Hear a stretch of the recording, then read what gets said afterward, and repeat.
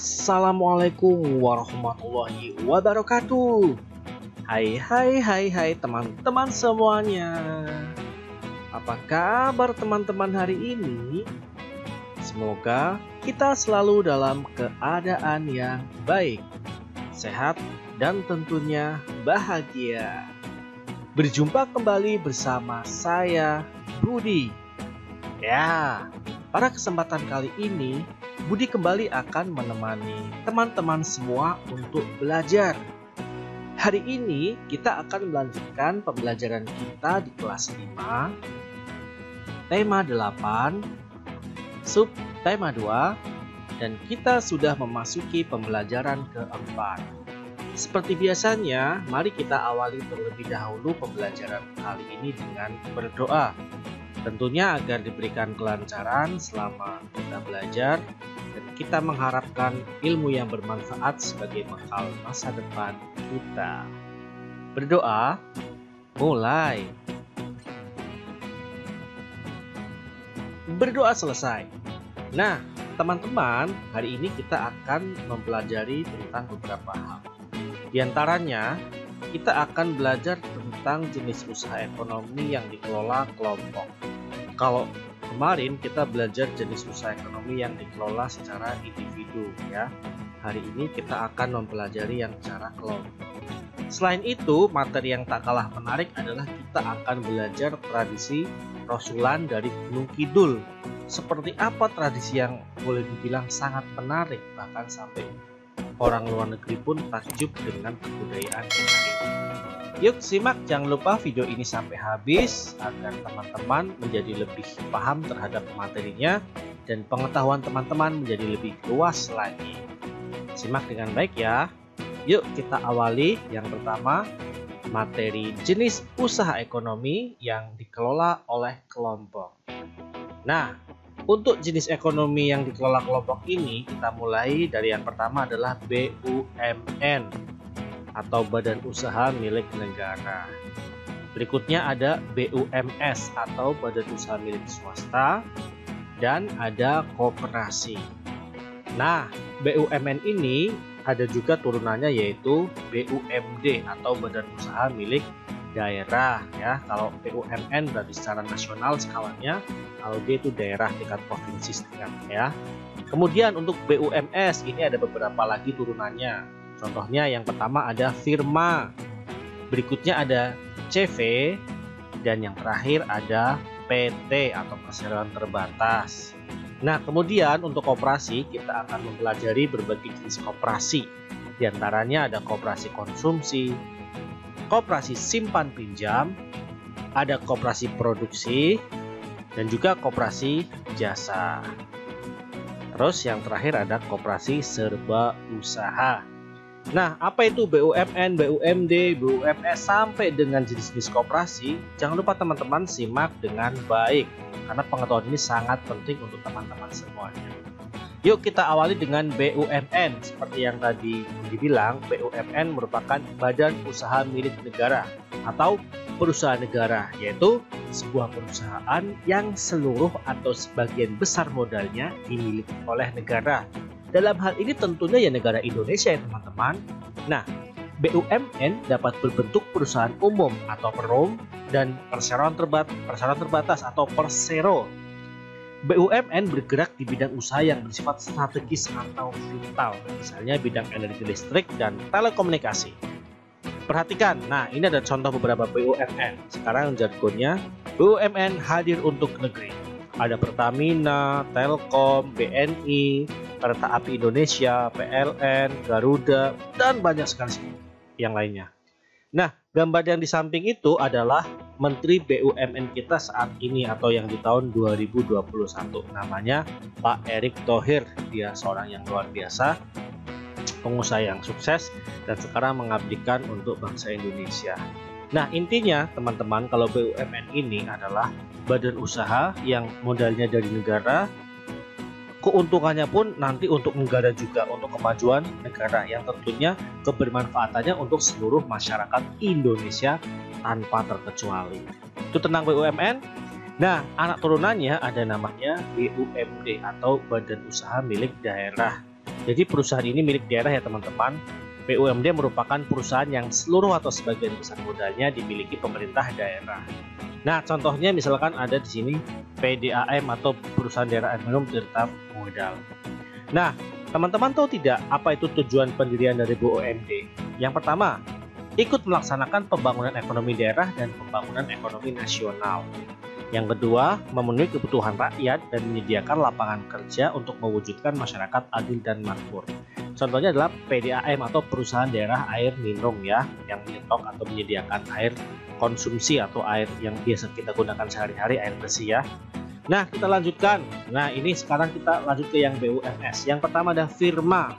Kayak nama orang ya. Apa itu Firma? Perhatikan, Firma adalah usaha ekonomi bersama yang didirikan oleh sekurangnya 2 sekutu. Ingat ya, kata kuncinya 2 sekutu. Nah, ciri berikutnya, pendiri Firma biasanya orang-orang yang saling kenal satu dengan yang lain. Jadi sudah kenal sebelumnya, terus mereka sepakat untuk membuat Firma. Jadi setiap anggota Firma memiliki hak untuk bertindak atas nama Firma. Anggota Firma juga bertanggung jawab secara penuh atas risiko kerugian Firma. Usaha berbentuk Firma biasa bergerak di bidang layanan konsultasi hukum dan keuangan. Nah, ini ciri yang terakhir, ini ciri yang akan membedakan Firma dengan badan usaha atau jenis usaha milik swasta yang lainnya ya. Kata kuncinya adalah bergerak di layanan konsultasi hukum dan keuangan. Nah, ini contohnya ada Luhut Sinaga Law Firm ya. Ini semacam kayak layanan konsultasi hukum, ada advokat, ada pengacara, dan konsultan ya. Ini pokoknya firma yang berhubungan dengan konsultasi hukum atau konsultan keuangan. Itu tentang firma teman-teman yang masuk dalam kategori BUMS atau badan usaha milik swasta. Ya, berikutnya selain firma ada CV. Nah, ini sebenarnya CV ini ada persekutuan komanditer ya, nama lainnya ya. Tapi kalau orang-orang di Indonesia lebih familiar dengan CV ya.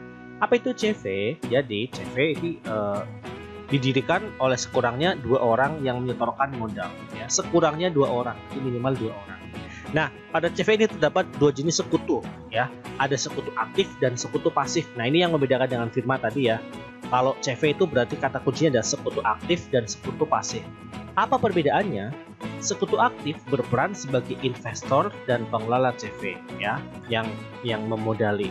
Sedangkan sekutu pasif itu hanya memodali saja.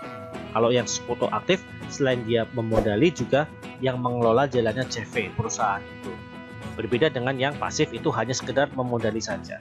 Nah, usaha berbentuk CV dapat dikembangkan dari firma. Ini dimungkinkan jika firma ingin memperluas usahanya dan membutuhkan modal yang banyak. Jadi pengembangan lebih lanjut daripada firma itu CV.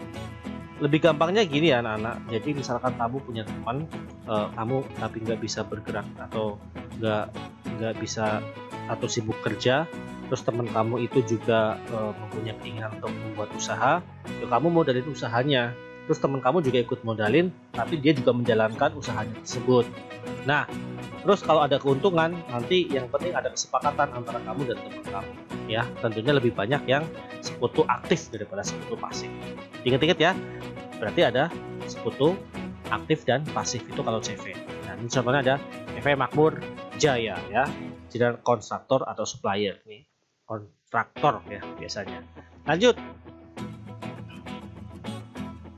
Ada PT atau perseroan terbatas ya.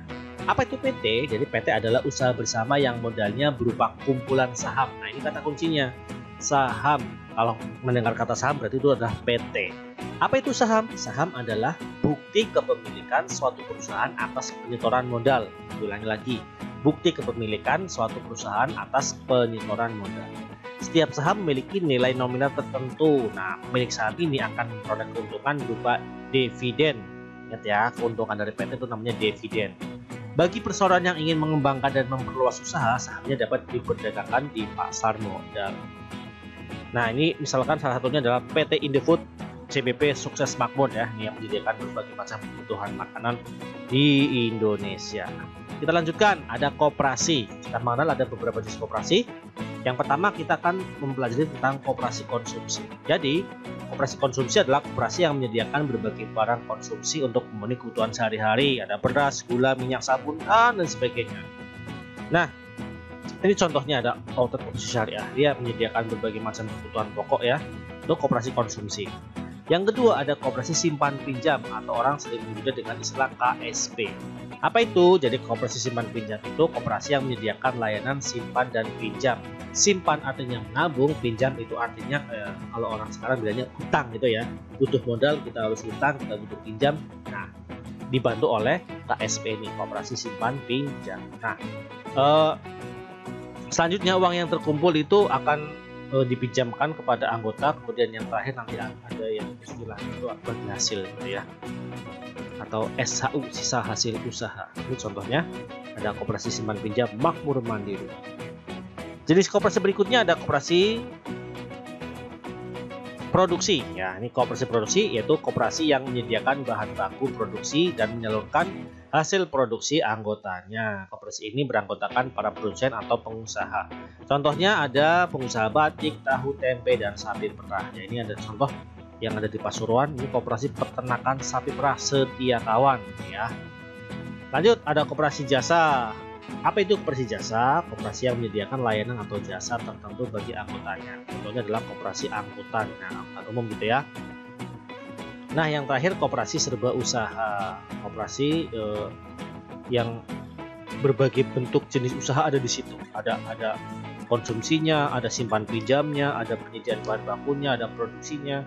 Nah, biasanya di desa ini terkenal dengan istilahnya koperasi unit desa atau KUD. Ya, ini contohnya ada KUD atau koperasi unit desa Pelita Makmur. Nah, yuk sekarang kita cari pengertian perbedaan dari firma, CV, PT, dan koperasi. Nah, ini dari pengertian firma dan ciri-cirinya ya. Lihat ya pengertiannya. Firma diberikan oleh sekurang-kurangnya 2 sekutu ya. Untung ditanggung bersama, rugi ditanggung bersama juga. Bedanya dengan CV, ini ada sekutu aktif dan sekutu pasif yang membedakan CV dengan firma ya. Kalau yang sekutu aktif itu yang selain mengelola juga menyetorkan modal, yang pasif itu hanya menyetorkan modal. Gitu ya. Lanjut, kalau yang perseroan terbatas atau PT ini kata kuncinya adalah ada saham, ada dividen dan sebagainya. Yang mencirikan berbeda dengan yang lain. Kemudian kalau koperasi ya ada berbagai macam jenisnya ya. Intinya badan usaha yang beranggotakan orang-orang atau badan hukum koperasi. Tujuannya apa? Mensejahterakan anggotanya. Ciri khususnya yang membedakan adalah berdasarkan atas asas kekeluargaan ya. Jadi menganggap sebuah anggota adalah keluarganya, saling bantu, saling tolong. Kalau BUMN pengertiannya badan usaha yang dimiliki negara, ciri-cirinya dapat berupa perusahaan umum, perum atau persero, dan bergerak di bidang strategis atau vital ya. Sekarang kita akan belajar tentang tradisi rasulan di Gunung Kidul. Apa itu tradisi rasulan di Gunung Kidul dan bagaimana tradisinya? Yuk. Jadi masyarakat Gunung Kidul di Provinsi Yogyakarta ya, DIY, mengenal tradisi rasulan. Kegiatan rasulan ini atau bersih dusun dilakukan oleh para petani setelah masa panen. Waktu pelaksanaan bergantung kesepakatan warga setiap dusun, tapi biasanya itu dilaksanakan sekitar bulan Juni atau bulan Juli. Rasulan biasanya berlangsung selama beberapa hari ya. Jadi rangkaian kegiatan diawali dengan kerja bakti atau membersihkan lingkungan sekitar dusun. Terus ada warga bergotong royong memperbaiki jalan, membuat atau mengecat pagar pekarangan, serta membersihkan makam. Ya. Selanjutnya tradisi rasulan juga disemarakan dengan berbagai rangkaian kegiatan olahraga dan pertunjukan seni budaya. Berbagai tradisi dan atraksi seni budaya pada perayaan rasulan di Gunung Kidul ini berhasil menarik perhatian baik itu wisatawan lokal maupun wisatawan luar negeri. Atraksi seni budaya yang disuguhkan seperti ada dongker, jatilan, wayang kulit, dan reok ponorogo. Jadi diambil gak cuma dari budaya Jogja ya, tapi hampir semua di seluruh Nusantara ditampilkan di sini. Nah, puncak keramaiannya itu terjadi saat diselenggarakannya kegiatan kirap. Apa itu kirap? Kirap adalah semacam karnaval atau arak-arakan, dan di situ membawa tumpeng dan sajian berupa hasil panen, ada pisang, padi, sayur, dan lain sebagainya. Di akhir kirap, warga melakukan doa bersama di balai dusun. Ya, mereka berdoa memohon ketentraman dan keselamatan seluruh warga. Kemudian dilanjutkan dengan kegiatan perebutan tumpeng yang tentunya sudah ditunggu-tunggu oleh masyarakat dan wisatawan. Tradisi rasulan merupakan aset budaya yang harus dipertahankan.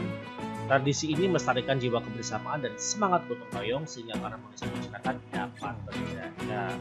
Selain sebagai sarana untuk memupuk semangat kekeluargaan, tradisi ini juga menjadi salah satu wadah untuk melestarikan kesenian daerah Gunung Kidul.